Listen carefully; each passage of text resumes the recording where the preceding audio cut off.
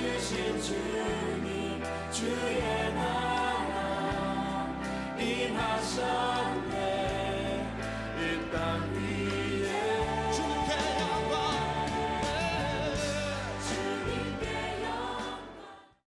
오늘 말씀에서 이 나그네 인생에 대해서 이야기를 하려고 합니다.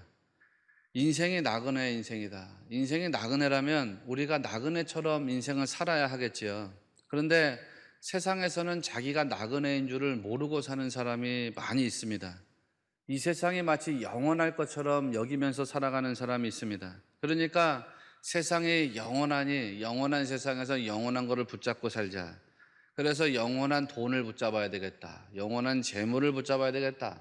영원한 권력을 붙잡아야 되겠다. 뭐 그런 거에 집착하며 사는 사람들이 있다는 거죠. 그런 사람들이 바로 바로 왕의 세계관을 가진 사람들입니다. 대표적인 인물이 누가복음 12장에 나오는 아주 어리석은 부자와 같은 사람이죠. 어떤 부자가 농사를 지었는데 그의 소출이 너무 풍성했어요. 그래서 이 사람이 생각한 거죠. 올해 거둘 소출을 보니까 양이 너무 많아. 그래서 곡간을 헐고 더 큰 곡간을 지어가지고 거기다가 곡물을 넣어야 되겠다.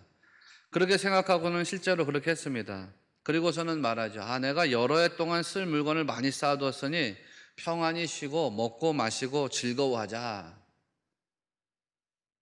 그런데 이거를 하나님이 들으셨단 말이에요. 하나님이 듣고서는 그에게 말씀하셨지요. 누가복음 12장 20절에 어리석은 자여 오늘 밤에 내 영혼을 도로 찾으리니 그러면 내 준비한 것이 누구의 것이 되겠느냐. 너가 영혼을 살 것처럼 그렇게 이 세상의 것을 추구했는데 오늘 밤에라도 내 영혼을 내가 데려간다 그러면 너가 가지고 있는 그 소유 준비한 것이 다 무슨 소용이 있겠느냐. 그런 말씀인 거예요. 신명기서를 보면 한 가지 수수께끼가 나옵니다. 그 수수께끼가 뭐냐? 사람이 무엇으로 사는가? 사람이 뭐로 사느냐? 영원히 살지 못하는 나그네 같은 인생인데 과연 뭘 가지고 사느냐? 무슨 힘으로 사람이 존재하는 것일까?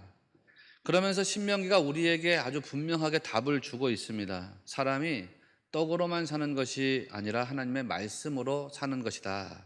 여러분, 이 말씀을 꼭 믿으셔야 됩니다. 정말 나라고 하는 존재는 하나님의 말씀이 있어야지 존재할 수 있는 것이로구나. 나라고 하는 사람은 하나님의 말씀이 없으면은 온전하게 존재할 수가 없구나. 그런 사실을 믿어야 한다는 거죠. 풀은 마르고 꽃은 시들어도 하나님의 말씀은 영원하다고 했습니다. 그 말씀에 붙잡혀서 그 말씀에 따라서 사는 사람이 진정한 행복의 나그네가 될 수 있다는 사실을 꼭 기억하시기를 바랍니다. 그래서 첫째로 우리 인생이 나그네인 것을 아는 것이 지혜이다라는 거예요. 인생이 나그네인 걸 아는 게 지혜라는 거죠. 이제 야곱의 가족들이 애굽으로 가서 바로 왕을 만납니다. 바로 왕을 만나고 그 바로 왕을 만난 자리에서 바로가 야곱의 가족들에게 물어봐요. 너희들 생업이 뭐냐? 그러니까 형제들이 우리는 목자들입니다. 이렇게 이제 자기들의 생업을 밝히면서 하는 이야기가 나오는데 4절에 이런 말씀이 있습니다. 그들이 또 바로에게 고하되 가나안 땅에 기근이 심하여 종들의 양떼를 칠 곳이 없기로 종들이 이곳에 거류하고자 왔사오니 원하건대 종들로 고센 땅에 살게 하소서. 그래요. 우리 목자들인데 여기에 거류하기 위해서 왔습니다. 그래요. 거류하려고 왔다. 그때 구루라고 하는 히브리 단어를 사용합니다. 구루라는 단어는 어디 와가지고 딱 정착해서 살겠다 그런 뜻이 아닙니다. 구루는 내가 손님처럼 잠깐 여기 와서 머물다가 떠나갈 겁니다. 뭐 그런 의미로 사용할 때에 구루라는 단어를 사용하거든요. 이 구루라는 단어가 야곱의 고백을 통해서도 나타납니다.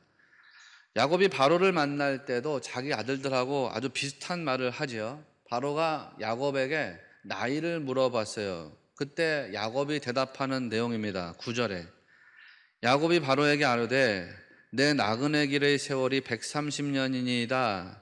내 나이가 얼마 못 되니 우리 조상의 나그네 길의 연조에 미치지 못하나 험악한 세월을 보내었나이다. 나그네 길이라고 하는 표현이 여기서 이제 두 번이 나오잖아요. 여기에도 구루라고 하는 히브리 단어가 사용되었습니다. 야곱은 자기 자신을 나그네로 표현했고 구루, 그리고 자기 아버지 이삭도 자기 할아버지 아브라함도 나그네로 이제 표현했습니다. 구루 그러면 잠시 잠깐 손님처럼 와서 머물다가 떠나가는 거예요. 그럴 때 사용하는 나그네라고 하는 의미의 단어가 구루입니다. 그러니까 내 본향은 따로 있어요. 내가 가야 될 목적지는 따로 있다는 거죠. 내가 가야 될 목적지는 저기 있는데 그 본향을 목적지를 향해서 가는 동안에 잠시 잠깐 여기서 머물다가 나는 떠날 겁니다. 그런 나그네 의미를 드러낼 때 구루를 사용해요. 그런데 하나님이 가인에게 주신 말씀, 그 말씀 속에 나타난 누드라고 하는 단어는 본래 뜻이 흔들린다는 뜻이 있고 방황한다, 배회한다 뭐 이런 뜻이 있습니다. 그러니까 이 말은 인생의 목적도 또 의미도 방향도 모르고 그냥 그렇게 산다는 뜻이에요. 그냥 이리저리 유리방황한다 그런 뜻의 맥락의 말씀입니다. 누구나 나그네 인생을 살아요. 그런데 나그네 인생도 보니까 결국 두 개의 길이 있다는 거죠. 가인처럼 인생의 방향도 목적도 모르고 살아가는 그런 나그네 인생이 있어요. 그냥 이리저리 살다가 인생 끝내는 거죠. 반면에 야곱처럼 아브라함처럼 분명한 목적지, 본향을 두고서 그 본향을 향해 나가는 나그네 인생이 있다는 겁니다. 여러분 가인의 생애를 한번 자세하게 보면 기억나시나요? 가인은 겉으로 보면 나그네처럼 보이지 않았다 그랬죠. 그 인생을 겉으로 보면 나그네와 같이 사는 것처럼 보이지 않습니다.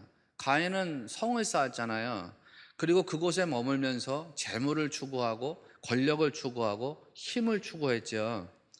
그렇게 보니까는 그 인생이 어떻게 나그네 인생이라고 할 수가 있겠어? 한 곳에 머물러 살면서 재물도 가지고 권력도 가지고 힘도 가지고 살았는데 그게 정주 인생이지 어떻게 노마드 인생이야? 그렇게 말할 수 있는데요. 하나님 보실 때는 그게 나그네 인생이라는 거예요.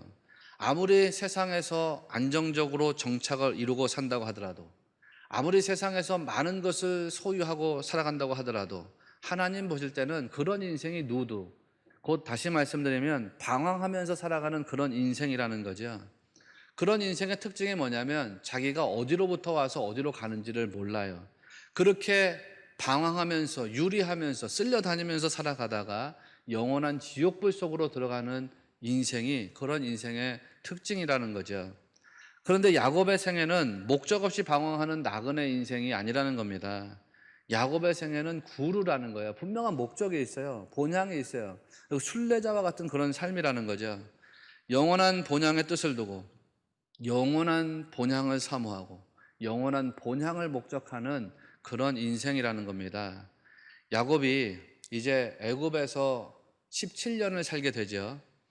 그래서 147세가 돼가지고 이제 하나님의 부르심을 받기 직전에 이르게 됩니다. 그때 야곱이 요셉을 불러다가 맹세를 시켜요. 근데 이 맹세하는 내용을 보면 뭐냐? 나를 애굽 땅에다가 장사 지내지 마라. 이거죠.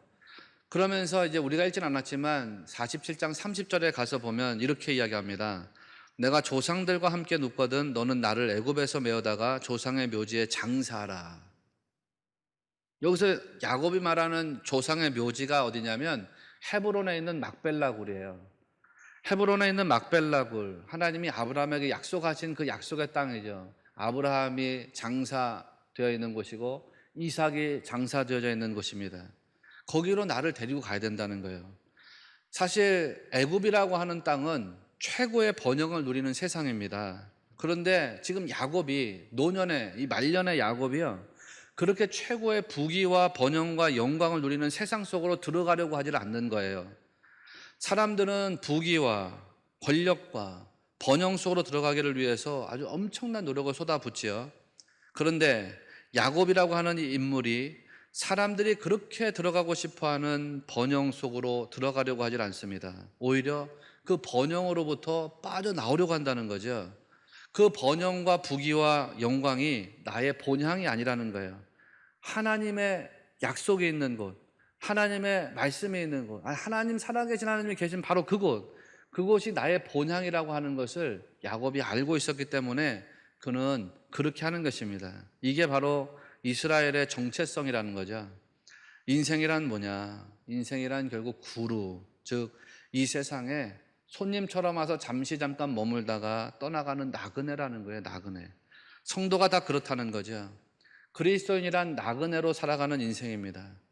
그러니까 이 세상에 내 것은 없어요. 여긴 내 고향이 아니에요. 그러니까 사람들이 이 세상 바라보며 사는 것이 아니라 내 본향을 바라보면서 살아가는 거예요. 이 세상 보는 게 아니라 본향인 하나님을 바라보는 거죠. 때문에 성도는 한 번 지나가는 이 세상에 집착하는 것이 아니라 다가올 본향을 바라보고 하나님 나라를 바라보고 하나님을 바라보면서 살아가는 사람들입니다. 이런 사람들을 방랑자라고 부르지 않아요. 이런 사람들은 방랑자라고 부르지 않고 순례자라고 불러요. 방랑자처럼 이리저리 헤매는 것이 아니라 아주 분명한 목적지를 향해서 걸어가는 사람들이기 때문이죠. 대표적인 성경의 인물을 말하면 아브라함이 그렇고 오늘 본문에 나오는 야곱이 그렇고 또 다윗과 같은 사람들이 그렇습니다. 아브라함은 창세기 23장에서 자기를 나그네라고 표현했지요. 야곱은 오늘 본문에서 자기를 나그네라고 표현했고 다윗도 자기를 나그네라고 고백했던 때가 있습니다. 역대상 29장 15절을 보면 우리는 우리 조상들과 같이 주님 앞에서 이방 나그네와 거류민들이라. 이 사람들은 다 나그네였다는 거예요. 나그네라고 하는 자기 인식을 가지고 살았어요. 그런데 나그네는 나그네인데 그냥 이리저리 유리방황하는 나그네가 아니라 분명한 목적지를 가진 나그네라는 또 자기 인식이 있었어요. 자기들 본향이 있다는 거죠. 그냥 막 돌아다니는 게 아니라는 뜻입니다. 하나님이 자기들에게 주신 목적지가 있어요. 그러니까 하나님 주신 목적지가 있으니까 하나님이 가라고 하신 곳을 향해서 나가는 거예요. 또 하나님이 가라고 하신 곳을 향해서 가니까 인생을 살아가는 방법이나 방향이 자기 뜻대로 생각대로 결정하는 게 아니에요. 하나님이 가라고 하신 곳을 가는 것이기 때문에 하나님이 제시하시는 방향으로 가고 하나님이 가르치시는 방법대로 가는 거죠. 자기들이 살아가는데 자기 뜻대로 마음대로 인생을 결정하지 않습니다. 하나님이 뜻하신 대로, 가르치시는 대로, 교훈하시는 대로, 지시하시는 대로, 보여주시는 대로 가더라는 거죠. 여러분, 우리 성도의 나그네 인생이 이와 같아야 됩니다.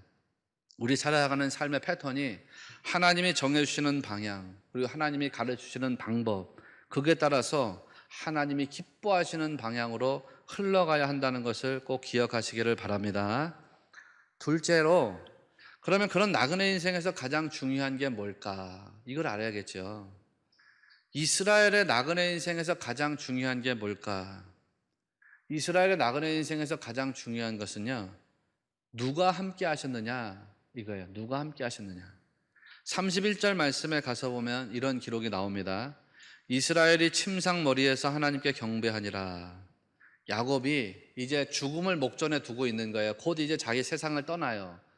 나이가 이제 147세, 130세에 애굽 땅에 와서 17년을 살고 이제 하나님 부르시면 가는 거예요. 자기 인생의 정말 마지막 순간에 와 있습니다. 그 마지막 순간에 침상에 올라서 하나님께 경배를 했더라는 거죠.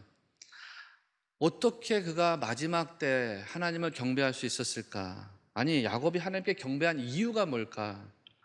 자기 생애를 돌아보니까요, 하나님이 늘 자기와 함께 했다는 거예요. 아, 내 인생을 보니까 내 인생 늘 하나님이 함께 하셨구나. 내 인생에 늘 하나님이 동행해 주셨구나. 그러니까 경배가 나가는 거예요. 내가 고향을 떠나서 밧단 아람으로 갔을 때 그때 하나님이 나와 함께 하셨구나. 밧단 아람에서 외삼촌 라반의 손에 딱 붙잡혀 있을 때 그때도 하나님 나와 함께 하셨구나. 거기를 떠나서 다시 가나안 고향으로 돌아왔을 때도 하나님 나와 함께 하셨구나. 아, 지금 가나안에 살다가 애굽 땅에 왔습니다. 요셉을 만났습니다. 그 순간에도 하나님 나와 함께 하셨구나. 그리고 이제 내가 곧 하나님 부르시면 인생을 마감하는데 지금 이 순간에도 하나님 나와 함께 하시는구나. 하나님이 함께 하신다는 믿음이 있으니까 하나님께 경배가 나가는 거예요. 여러분도 마찬가지입니다. 하나님이 여러분의 생에 그동안 함께 하셨고 지금도 여러분의 삶에 하나님이 함께 하시는 줄로 믿습니다. 나그네 인생에서 가장 중요한 게 뭐냐면 하나님이 동행하셨다는 게 동행하셨다는 거. 하나님이 모세를 부르셨을 때도 똑같습니다. 모세는 미디안 광야에서 40년 인생을 보내는 동안에 자기 언어를 잊어버렸어요. 자기 사고를 잊어버렸어요. 자기 교육을 다 잊어버렸거든요. 아, 내 인생의 황혼기, 이제 내 인생이 이렇게 끝나는구나. 내 인생의 막바지, 내 인생이 이렇게 마무리가 되는구나. 그때 모세의 인생에서 반전이 일어나잖아요. 80이 되었는데 하나님이 메마른 땅 호렙에서 모세와 딱 만나시는 거예요. 하나님이 모세를 부르세요. 미디안 광야에서 40년 살고 자기 인생이 이제는 다 끝났다고 생각했는데요. 하나님의 계획은 그게 아니었던 거예요. 모세를 통해서 이스라엘 백성들을 애굽으로부터 구원해 내시고 모세와 이스라엘 백성들을 하나님 나라 백성 삼으시려고 하는 하나님의 계획이 있었다는 거예요. 그 모든 일의 중심에 하나님은 모세를 세우려고 하셨어요. 그렇게 하나님께서 모세와 이스라엘 백성을 애굽의 어떤 정착적인 삶, 정착민의 삶에서부터 광야의 나그네 생활로 이끌어내시잖아요. 모세를 애굽 땅으로 보낼 때 하나님이 그에게 하신 말씀이 있어요. 이스라엘 백성들을 출애굽하시기 전에 하나님이 하신 말씀이 있어요. 그게 출애굽기 4장 12절 모세에게 했던 이야기입니다. 이제 가라. 내가 내 입과 함께 있어서 할 말을 가르치리라. 여기서 정말 중요한 표현이 뭐냐? 이제 가라. 이제 가라. 내가 함께 있겠다. 이제 가라. 내가 함께 있겠다. 이거예요. 이스라엘 사람들에게 하나님은 늘 함께 하시는 하나님. 그거를 심어주고 싶으셨던 거죠. 모세에게 하나님이 그 말씀을 심어주셨고 모세를 통해서 이스라엘 백성들에게 이 말씀이 심어졌어요. 그래서 이제 그 사람들이 다 하나님이 함께 하신다는 믿음을 가지고 사는 거예요. 출애굽하는 순간에도 하나님 우리와 함께 하시고 출애굽해서 광야 생활하는 동안에도 하나님 우리와 함께 하시고 하나님 늘 언제나 구름 기둥과 불 기둥으로 우리를 인도하시고 우리와 함께 하셨다. 그런 하나님 임재의 경험을 충분하게 누리도록 했던 거죠. 나그네 인생길에서 하나님이 늘 함께 하시는구나. 이 사람들이 광야 생활에서 실패하지 않았던 이유가 뭐냐? 하나님이 그들과 함께 하셨기 때문입니다. 여러분 이것을 반드시 기억하셔야 됩니다. 삶의 모든 순간마다 성도가 가장 우선적으로 생각해야 되는 게 뭐냐? 우선적으로 기억해내야 되는 게 뭐냐? 하나님이 언제나 함께 하신다는 거예요. 하나님은 지금도 나와 함께 하신다. 이 진리입니다. 모세에게 말씀하셨던 것처럼 이제 가라, 이제 가라. 내가 너와 함께 있겠다. 여러분 이 말씀을 늘 기억하시면서 살기를 바랍니다. 끝으로 그러면 어떤 나그네 인생이 되어야 할 것이냐? 또 이게 이제 우리의 질문이 되어야 해요. 오늘 7절과 10절 말씀을 보면 거기에서 야곱이 바로를 축복했다 이런 이야기가 나오거든요. 이게 굉장히 의도성을 가지고 하는 말이에요. 야곱이 바로를 축복했다. 히브리서 7장 6절 말씀에 보면요. 멜기세덱이 아브라함을 축복했다는 이야기가 나옵니다. 그러면서 히브리서 7장 7절에서 다음과 같은 구절이 이어지죠. 논란의 여지가 없다는 거예요.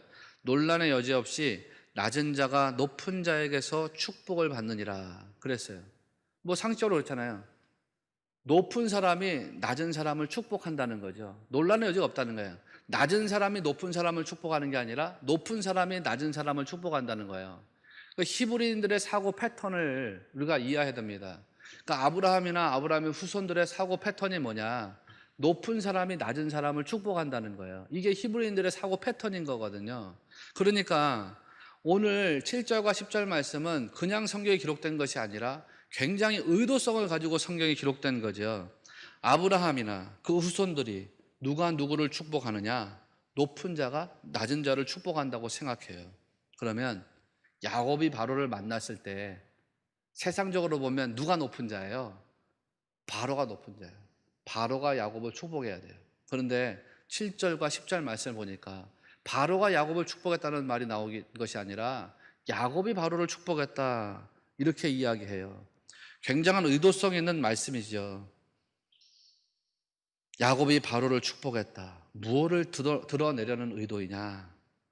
야곱이 가지고 있는 신앙을 드러내려는 의도입니다. 야곱이 지금 바로와 만나서 두 사람 사이에 누가 높은 사람이냐 이걸 설정한 거예요. 누가 높으냐? 바로가 높으면 내가 바로의 축복을 받아야 돼요. 그런데 야곱이 더 높은 사람이에요. 내가 더 높으니 내가 바로를 축복해줘요. 어떻게 야곱이 바로보다 높다는 생각을 스스로 할 수 있었을까? 내가 저 바로보다 높아.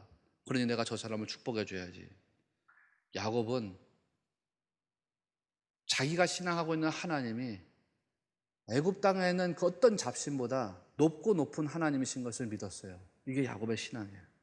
내 배후에는 하나님이 계셔. 이게 야곱의 신앙이죠. 그런데 그 하나님께서 바로가 섬기고 있는 그 어떤 애굽의 신들보다 높고 높은 곳에 있는 만왕의 왕이야. 최고로 높으신 하나님이셔. 그 가장 높은 곳에 계신 하나님께서 나를 어떻게 대하시냐면 나를 사랑하시고 나와 함께 하셔.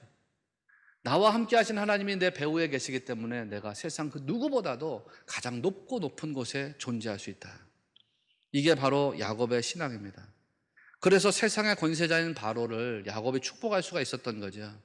여러분, 바로 이런 것이 영적인 본향을 추구하는 성도의 정체성이 되어야 합니다. 성도는요, 세상의 권력, 세속적인 권세 앞에 무릎을 꿇지 않습니다. 본향을 향하는 나그네 인생에서 주인 되시는 분이 누구냐면 오로지 하나님 한 분뿐이라는 거죠. 하나님 한 분밖에는 주인 되시는 분이 없어요. 그 하나님이 가장 높고 높은 곳에 계시거든요.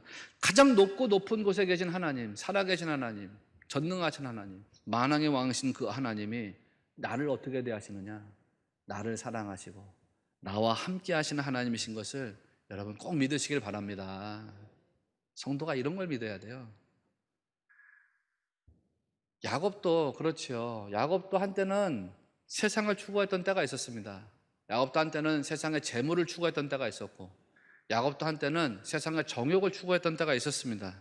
그런데 험악한 세월을 다 보내고 나니까요, 내가 세상에서 추구한다고 했던 것들이 다 내 마음대로 되는 게 아니었구나, 내 뜻대로 이루어지는 게 아니었구나, 이걸 깨달은 거예요. 그렇잖아요. 자기가 가난해서 모은 수많은 재물들이 있어요. 부귀가 있거든요. 물론 이 부귀의 근거는 바단 아람에서 외삼촌 라반의 재산을 가지고 온 것입니다. 그거 가지고 가나안 땅에서 부요함을 이루었는데요, 가뭄이라고 하는 것을 딱 2년 지내면서 자기 재물이 다 사라져버릴 지경, 그런 위기에 처하게 됐죠. 내가 이루어 놓은 이런 세속적인 부귀와 어떤 물질적인 풍요로움이라고 하는 거 하나님이 건드리시니까 그냥 한순간에 없어지는 것이로구나. 내 마음대로 내 뜻대로 세월이 사라지는 것이 아니로구나. 하나님이 다스리고 하나님 만져주시지 않으면 아무것도 아니로구나. 이런 사실을 노년에 깨달은 거예요. 그것도 아주 절실하게 깨달았지요. 그러니까 말년에 와서 야곱의 생애가 추구하는 것이요, 세속적인 부귀와 영광이 아니죠. 말년에 와서 야곱이 추구하는 게 뭐예요? 오직 하나님 나라의 약속입니다. 말씀의 진리, 영원한 본향을 사모하는 거, 그거를 추구하잖아요. 여러분, 인생이 본향을 향한 나그네라면, 특별히 그 본향을 향하는 목적을 가진 나그네 인생인데, 하나님이 나와 함께 하시는 나그네 인생길이라면 우리가 반드시 물어야 될 게 있어요. 뭘 물어야 되느냐? 하나님이 나와 함께 하시는 나그네 인생길을 내가 가고 있다면 나는 어떻게 이 길을 걸어갈 것이냐? 이 물음이 우리 안에서 반드시 되어야겠죠. 쉽게 말씀드리면 내가 이 나그네 인생을 가는 동안에 뭘 할 거냐? 놀면서 갈 거냐? 돈만 열심히 벌다가 갈 거냐? 내 야망을 이루면서 살 거냐? 아니면 정말 의미 있는 어떤 거를 남기고 갈 거냐? 이 땅에서 해야 할 일이 뭐냐? 무슨 일을 하다 갈 것이냐? 이 물음에 대한 자기 선언, 자기 확신이 있어야 한다는 것입니다. 많은 물음이 있을 수 있지만요, 이거를 그냥 한마디로 말하면 사명이라고 해요. 사명. 그 사람이 얼마나 값진 인생을 살다 갔느냐 하는 문제는요, 그 사람이 무슨 일을 하다 갔느냐, 이런 문제이기도 하죠. 무슨 일을 했느냐 하는 것은 또 그 사람이 뭐를 남겼느냐 하는 것 같은 맥락이죠. 어떤 사람이 있다가 떠나면요, 그 떠난 자리가 지저분해지는 사람이 있어요. 반면에 어떤 사람이 있다가 떠나면 그 떠난 자리가 아름다워지는 사람이 있어요. 어떤 사람이 있다가 떠나면요, 그 떠난 자리가 분쟁과 갈등과 다툼과 미움과 시기, 이런 거가 남는 사람이 있어요. 어떤 사람이 있다가 그 자리를 떠나면요, 그 자리에 평화와 기쁨과 감사와 사랑과 이해와 격려가, 그런 게 남는 사람이 있어요. 어떤 사람이 떠나면요, 그 사람 떠나서 속이 다 시원하다, 이런 사람이 있어요. 반면에 어떤 사람이 떠나면요, 그 사람 떠난 자리가 참 그립다, 그런 사람이 있어요. 무엇을 하고 무엇을 남겼느냐에 따라서 사람에 대한 생각이 그렇게 달라지잖아요. 여러분, 여러분 뭘 남기실 건가요? 주님이 기뻐하실 만한 흔적, 성도에게 덕이 되는 흔적, 또 세상을 살리는 복음 전도의 흔적, 그런 게 남겨지는 여러분의 생애가 되기를 바랍니다. 꼭 그렇게 되시기를 바랍니다. 그런 좋은 향기가 남아져서 정말 여러분, 만약에 주님이 앞으로 수백 년 뒤에도 오시지 않는다면 그 세월 속에서 여러분의 이름이 칭송받고 여러분 신앙했던 삶이 후손들에게 믿음의 모델이 될 수 있는 그런 복된 성도가 꼭 되시기를 주의 이름으로 축원합니다.